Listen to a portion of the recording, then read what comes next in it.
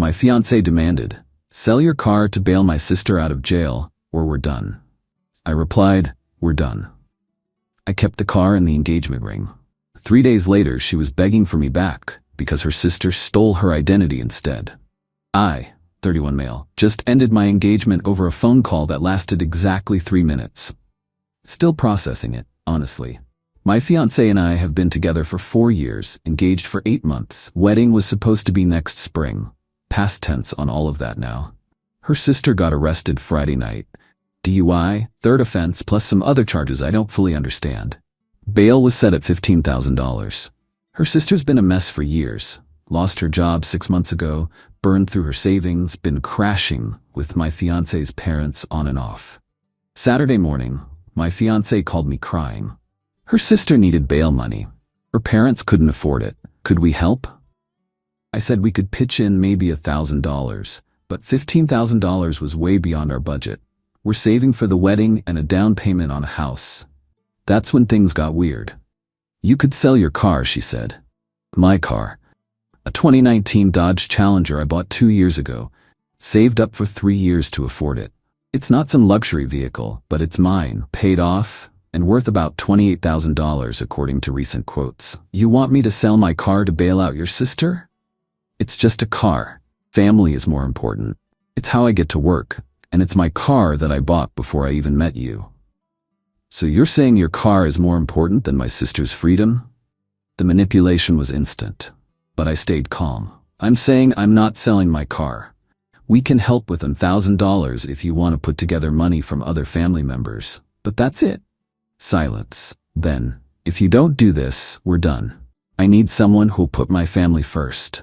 I took a breath. 4 years together, 8 months engaged, and she's giving me an ultimatum over her sister's third DUI. "Then we're done." What? "We're done. You can pick up your stuff from my place this week. I'll leave the engagement ring on the counter." She started backtracking immediately. "Wait, I didn't mean..." "Yeah, you did. You meant it. We're done. Bye."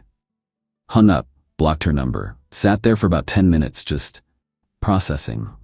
Then I took the engagement ring, cost me $4,200 saved for months, and put it in my safe.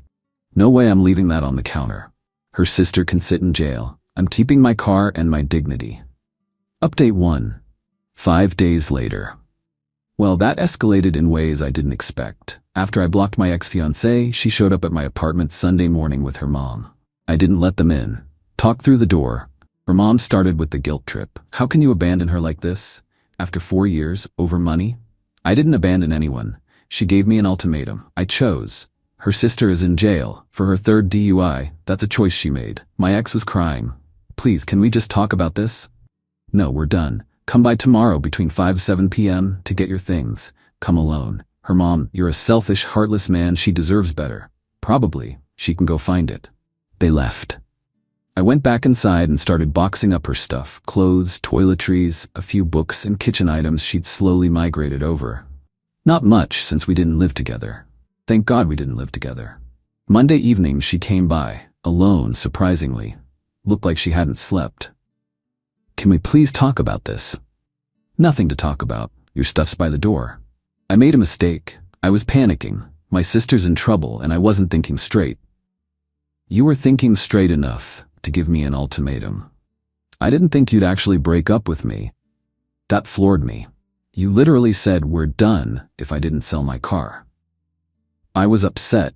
People say things when they're upset, and people have to live with the consequences of what they say. She tried a different angle.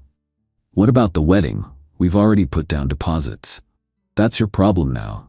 I'll eat my share of the losses. You can cancel or you can marry yourself. Don't care." "You're really going to throw away 4 years over this?" "You threw away 4 years the second you valued your sister's third DUI more than our relationship. Now take your stuff and leave." She took the boxes, cried the whole time loading her car. I didn't help, just watched from the doorway. Before she left, "Can I at least have the ring back? I could sell it to help with bail." I actually laughed. "No, I paid for that ring. It's going back to the jeweler for whatever I can get." "That's not fair." "Life's not fair. Your sister's learning that in jail right now." She drove off. I went back inside, called the jeweler, and set up an appointment to sell back the ring. They offered me $2,800. Took it. Better than nothing. Here's where it gets interesting. Wednesday, I got a call from a number I didn't recognize. Answered it. Hi. Is this my name? Yeah? This is officer name with the police department. I'm calling about a fraud report. Do you have a few minutes? My heart dropped. Fraud report? Yes, sir. A credit card was opened in your name 3 days ago. The credit card company flagged it as potential fraud and contacted us. Have you opened any new credit cards recently? No. Nothing. That's what we thought. We're investigating this as identity theft. I'll need you to come down to the station to file a report and review the application. I went down that afternoon. They showed me the credit card application. Someone had used my name, birthday, and social security number to open a $5,000 credit card and immediately maxed it out buying prepaid Visa cards. The address on the application? My ex-fiancée's parents' house. Do you know anyone at this address? The officer asked. I showed him a photo of my ex and her sister. My ex-fiancée lives there sometimes. Her sister was just arrested for DUI. He took notes. We'll look into it. In the meantime, file a report with the credit bureaus and freeze your credit. I did all that. Also checked my credit report. Someone had tried to open 2 other cards in my name. Both got denied because the credit freeze went through just in time. Thursday morning, I got a call from my ex. I'd unblocked her temporarily to coordinate her stuff pickup. Forgot to reblock. We need to talk. It's important. About what? Just, please. Can I come over? Against my better judgment? Fine, you have 10 minutes. She showed up 20 minutes later, looking wrecked. Eyes puffy, hair a mess. Someone opened a credit card in my name, she said. Yeah, me too. Her eyes went wide. What? Someone opened cards in my name. Cops are investigating. Why? I got a call from a credit card company. Someone opened a card in my name and bought like $8,000 worth of stuff. I didn't do it. We stared at each other. Your sister, I said. It can't be. She's in jail. She got out. Check with your parents. She called her mom right there. Put it on speaker. Mom, is my sister still in jail? No, sweetie, she got out Tuesday. We scraped together bail money from family and a bail bondsman. How much did you put down? $2,500. Why? My ex hung up, looked at me. She stole our identities. Your sister stole our identities. Not my problem anymore. But no, we're not together. This is your family issue. Deal with it yourself. She stole from you too, and I've already filed a police report. You should do the same. Now get out. She left. I locked the door and went back to dealing with the identity theft on my end. Update 2. 2 weeks later. The fallout has been absolutely wild. First, my stuff. The police investigated the identity theft. Turned out my ex's sister had gotten my personal info from my ex's phone. She'd had my SSN saved in her notes app for some insurance paperwork we'd filled out months ago. The sister waited until she got out of jail, immediately went to a check cashing place with fake IDs, also made using stolen info, and went on a shopping spree. She hit me for $5,000, my ex for $8,000, and their mom for $6,500. Also got their dad for $3,200. Total, $22,700 in fraudulent charges across 4 people in her own family. The cops arrested her again, this time for identity theft, fraud, and a bunch of other charges. Bail was set at $50,000. No bail bondsman would touch her after she'd just been out for 3 days and committed new crimes. She's been sitting in jail for 12 days now. Nobody's bailing her out this time. My ex has been calling me non-stop. I finally answered one call just to shut her up. Please. I need help. This is destroying my credit. I can't get approved for anything. Did you file a police report? Yes, but the credit card companies are saying I'm responsible until the investigation is complete. I can't afford $8,000.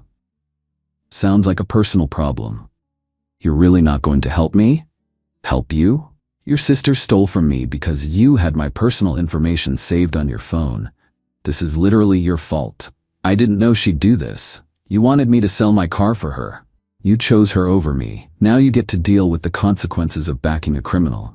She's sick, she has problems, and you enabled her. Now enjoy the result. I hung up, blocked her again.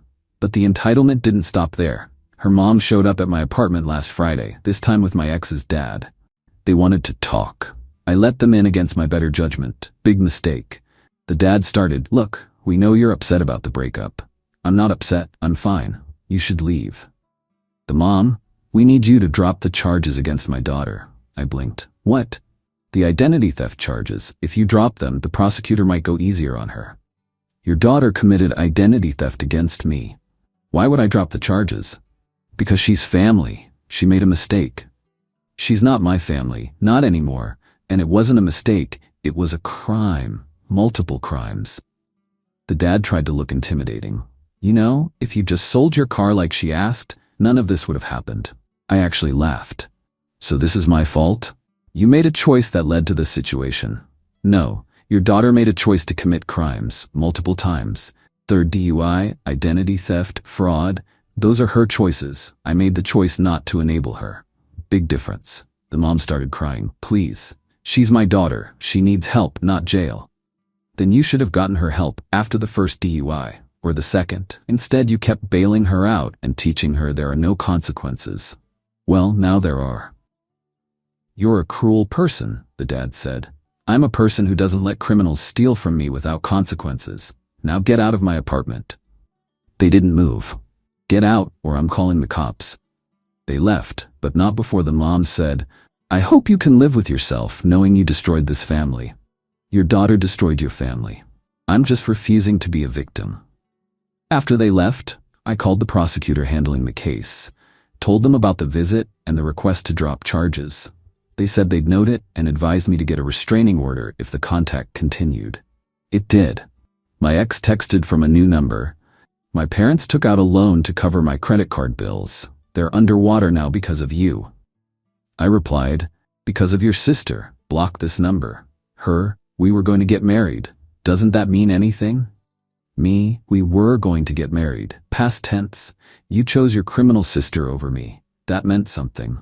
Her, I made a mistake. How many times do I have to apologize? You can apologize all you want. Doesn't mean I have to accept it or take you back. We're done. Move on. I can't move on. I love you. You loved my car more, or at least you loved your sister more than both of us. Enjoy that choice. Blocked the new number. Yesterday I got an email from her, long, rambling, talking about all our good times together, how she made one mistake in a moment of panic, how I'm throwing away something beautiful over pride. I replied with one sentence. You gave me an ultimatum. I chose. Stop contacting me. Haven't heard back yet. Probably will though. The entitlement is strong with this family. Meanwhile, the prosecutor called me. The sister is looking at serious time. The identity theft charges alone carry up to 15 years. Plus, she's violated probation from a previous conviction I didn't even know about. Her public defender is trying to work out a plea deal. They asked if I'd be willing to give a victim impact statement at sentencing. I said yes. Absolutely yes. Final update, 6 weeks later. Wrapping this up because it's finally over mostly. The sister took a plea deal, pled guilty to identity theft, fraud, and probation violation. Got sentenced to 4 years in state prison, 3 years supervised probation after release, and court-ordered restitution to all victims. I gave my victim impact statement at the sentencing hearing. Kept it short and factual. Explained how she stole my identity, the time and money I spent fixing my credit, the stress and violation of having someone impersonate me. The judge listened, nodded, and factored it into the sentence. My ex and her parents were there. They all glared at me the entire time. After the sentencing, the mom tried to approach me in the hallway. A bailiff intercepted her. I left immediately. The restitution order says the sister has to pay back $22,700 to the 4 victims, split proportionally. My share is $5,000. The prosecutor said I shouldn't expect to see any of it while she's in prison, and probably not much after. Inmates make like 25 cents an hour, but at least it's on record. My credit is cleaned up now. The fraud got removed from my report, accounts were closed, and I've got monitoring set up. Cost me maybe $800 in fees, lost time from work, and a massive headache, but it's handled. The car? Still have it. Still love it. Drove it to the sentencing hearing actually. Parked it right in the lot where my ex could see it. Petty? Maybe. Satisfying? Absolutely. The ring money, $2,800, went into my savings. Added it to the house fund. I'm back to saving for a down payment, just solo now. My ex tried one last time to reach out 3 weeks ago. Sent a letter to my apartment. Actual handwritten letter. It was 5 pages of her explaining that she's been in therapy, realized she has codependency issues with her family, understands now why I made the choice I did, and wants another chance. I read the first page, threw the rest in the shredder. Sent her a text from a Google Voice number. I've read your letter. I'm glad you're getting help, but we're not getting back together. Ever. Stop contacting me. This is your final warning before I file for a restraining order. She replied, I understand. I'm sorry for everything. I hope you find happiness. Finally, acceptance. Haven't heard from her since. Haven't heard from her parents either. Think they finally got the message. As for me, I'm doing fine. Better than fine, actually. The whole situation taught me that I have a backbone I didn't know was that strong. I made a choice in the moment and stuck with it, even when people tried to guilt trip me, manipulate me, and blame me for other people's crimes. Some people think I'm heartless for not selling my car, that I could have prevented all this if I'd just helped out. Those people are idiots. If I'd sold my car, the sister would have gotten out of jail, probably committed more crimes, and I'd be out a car with nothing to show for it. The identity theft might have still happened. Who knows? Addicts and criminals don't stop being addicts and criminals because you enable them one more time. I would have set a precedent that my ex could use her family to manipulate me into whatever. The marriage would have been a disaster. I'd have spent years being the family ATM, selling my stuff to bail out her sister over and over. Instead, I drew a line. The sister faced consequences. My ex learned that ultimatums have consequences. Her parents learned that enabling has consequences. And I learned that I'm better off alone than with someone who'd choose their criminal sibling over their partner. I've started dating again. Nothing serious yet. Taking it slow. But I'm optimistic. Funny thing, my coworker set me up on a blind date last weekend. Nice woman, works in accounting. We got coffee. She asked about my car. We'd met in the parking lot. I told her I'd had it for 2 years, loved it, worked hard to buy it. She said, that's great. I'm big on people having their own things. Independence is attractive. We've got a second date next week.